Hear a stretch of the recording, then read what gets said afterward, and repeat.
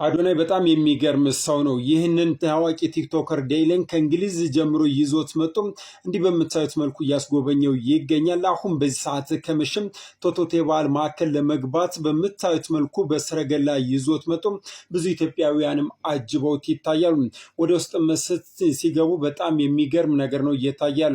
ነገር ግን እኔ በዚህ አጋጣሚ ደግሞ ለባህልና ስፖርት ሚኒስቴር አንድ መልእክቴን ላስተላለፍ ስለምፈልግ እናንተ ሜንሽን እንድታደርጉልኝ ኢትዮጵያ ከመምጣቱ በፊት በቲክቶክ እና ዩቲዩብ አካውንቱ ላይ ይህንን ቪዲዮ አጋርቶ ነበር። እንደምታዩት ታይም ይላል የተለያዩ የቱሪዝም መዳረሻዎችንም ሲያስመለክተን እየነበረ።